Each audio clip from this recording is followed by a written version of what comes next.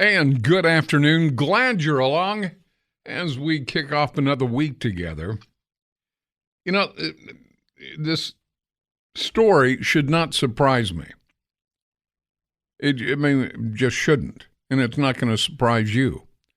It's not going to be one of those things where, oh my word, did you hear what Rick said? And you have to pull off the highway to the shoulder and, collect yourself because you expect it. You expect it to be screwed up. It's sort of like, what was it we got today? Well, we did our best. This is the White House. We did our best. We did the best we could with that dope in the White House, but just couldn't figure it out. This runs along the same line of reasoning. A Pentagon typo leaked millions of sensitive messages to an African nation. It's a common typo within the U.S. military. It misdirected millions of emails and messages containing sensitive information to an African country.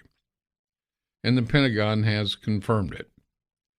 I won't get into the minutia with all this. Bottom line is, they couldn't keep the vault shut.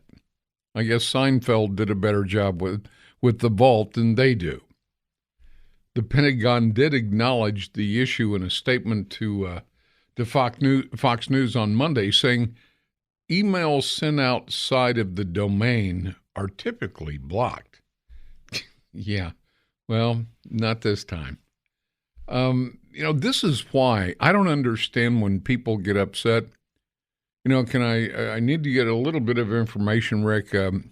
Your passwords, your Social Security number, your mother's maiden name. I tell everybody to pound sand. If the Pentagon can't keep sensitive information sensitive, I'm thinking I don't have a chance. You probably don't either. So I'm looking at this and I'm thinking there are a lot of people that want this information. Pentagon says it's not possible to implement technical controls to prevent the use of personal email accounts. But we take this very seriously. Okay. I could have written that.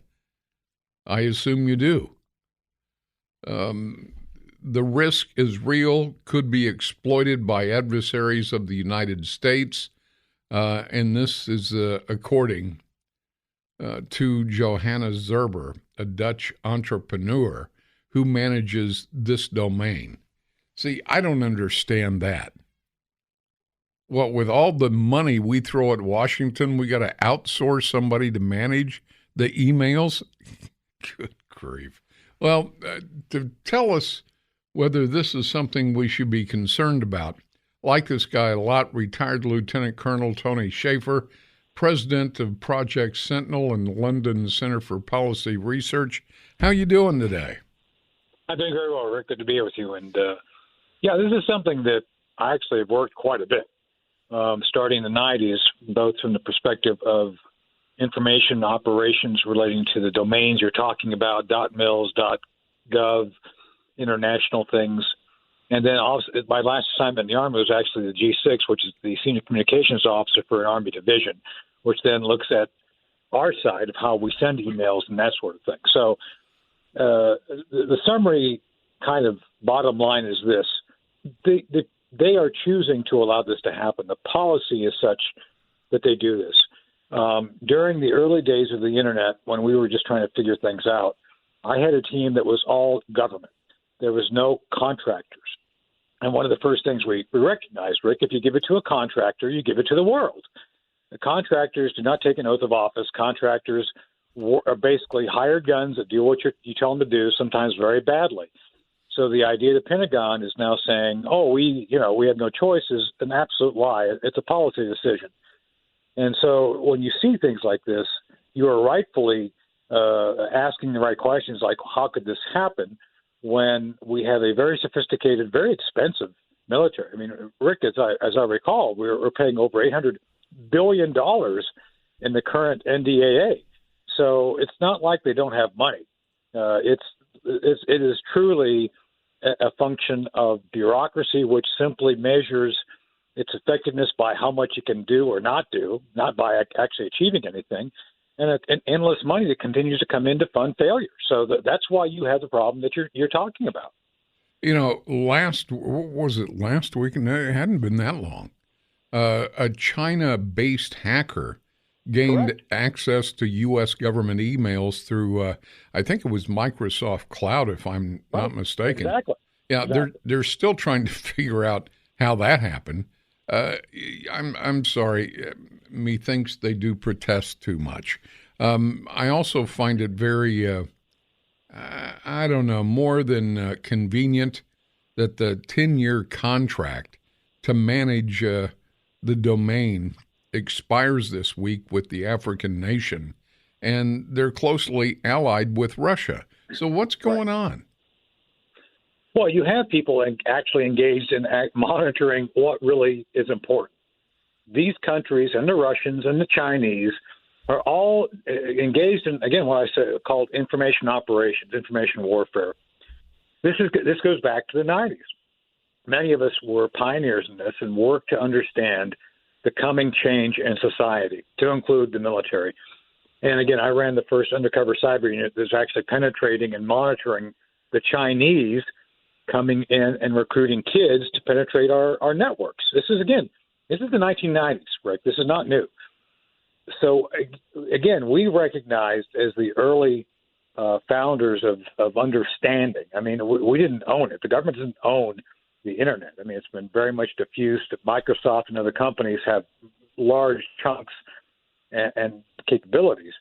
But we did what we did as part of the government. The government could only have basically their own domains, their own people managing things, keeping a track of everything that goes in and out. Again, it's a choice. They're making a political and technical choice to allow contractors to do this. Once you give it to a contractor, they don't have the same standards and they don't have the same accountability. So I actually had to go in, Rick, and lecture Mike Pompeo on this. Back when Mike was director of CIA, Jim Woolsey and I had to go to sit down with them after they had one of their guys had compromised all their cyber tools. So I can't go into all the details. I actually talked to the chairman of the Joint Chiefs first, like, hey, can I go over and talk to Mike, tell him how we did it? Sure, go do it. So I'm sitting in Mike's office, and I have a list of operations, and I'm looking at him. I said, Mike, do you know what's significant about these operations? And he looks at me and says, no, what is it? They're not compromised. They're still good. We didn't do the stupid stuff your guys did. And so that was my point, Rick, is that you can do this. You can set up systems which are virtually unhackable, virtually do not bleed, but you've got to do it. You've got to build it yourself. Right. And again, I would argue if you've got $800 billion, I think you can afford to build your own, to protect it. Since I've got you, I thought I would pick your brain. Number one, you probably better than most know how security works in and around the White House. Are you buying even for a second that the White House has no clue where cocaine came from in the West Wing? No, Rick. Look, I know that space.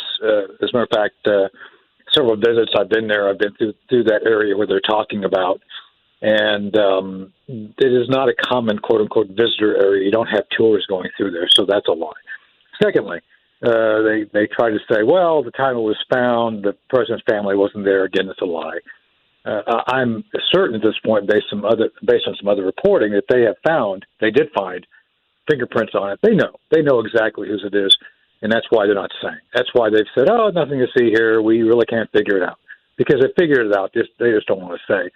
They would never have done such a lackluster kind of, clearly less than stellar investigation if this was anthrax or some other material found. The only reason they're doing this is because all roads lead to Hunter Biden. Hunter Biden leads to Joe Biden. And the moment this is disclosed, Hunter Biden's sweetheart deal with the DOJ goes away, and Biden himself, Joe Biden himself, I think, is jeopardized, and rightly so, by the way. So, yeah, I think that's generally the feeling for most Americans that will look and listen with an unbiased eye and ear. It's really not political, and it's really kind of sad when you think about it. But I don't think the American people in years past would have taken this setting down, saying, okay, well, they just couldn't figure it out. Let's move on. I just can't see the American people doing that. No, I agree with you, and I can't believe we're doing it now. I'm not. I mean, I keep talking about this. I know exactly what's at stake, and I do believe that the Biden family is a criminal syndicate, and this is why it's so disappointing to see Chris Wray, who I do believe is covering, the FBI director is covering for the Biden family, despite what he said to Matt Gaetz' direct question. And I do believe that Merrick Garland was picked because Merrick Garland's job is to protect the Biden crime family.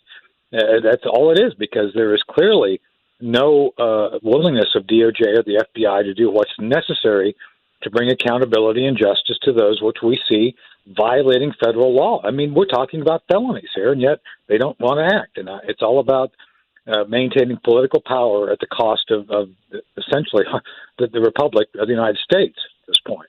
I agree. Again, talking with retired Lieutenant Colonel Tony Shaffer. All right, I got a couple of minutes left in that time. Please explain to me what Biden is doing, calling up reservists to do what? To back up Ukrainian soldiers? I mean, I didn't think we were in this on the ground. We're not. So this is a badly timed virtue signal to try to do something. The NATO summit did not go well, despite the fact that you did have two new members kind of signing up. You got Finland and Norway. There's huge rifts internally. And because they did not give Ukraine a path forward to becoming a NATO member, that's one of the biggest issues. So instead of being able to do and be honest about that, Rick, what they did is they decided to call up reservists for no good reason to say that we're behind Ukraine. That's all it is. Wow. So the Operation Atlantic Resolve actually goes back to 2014. This was created during the Obama administration as part of something called the European Assurance Initiative, something like the old Return of Forces to Germany. Right. I participated in that back in the 80s as a lieutenant. With that said, Rick, it's a legitimate thing meant to deter and show unity within NATO. It's not meant to be a virtue signal, sending reservists over to meander around, wherever you send them, somehow believing that that's going to deter Putin or have an effect on the Ukrainian war. It's literally insane. But that's the Biden administration and the Biden White House, especially with Jake Sullivan there, seems to have a complete detachment from reality. They literally live in their own little bubble, and they do things based on what they believe is a political expedient thing to do without regard to reality. Symbolism over substance. Right. Retired Lieutenant Colonel Tony Shaffer, President, Project Sentinel, and the London Center for Policy Research. If people want to get more information or find out what it is you're involved with, how do they go about doing so? Well, just come to Project Sentinel, projectsentinel.com and londoncenter.org, and they'll see what we're up to. And my Twitter feed is T-Spooky, and people can see a lot of the stuff I'm up to by following that. So thanks, Rick.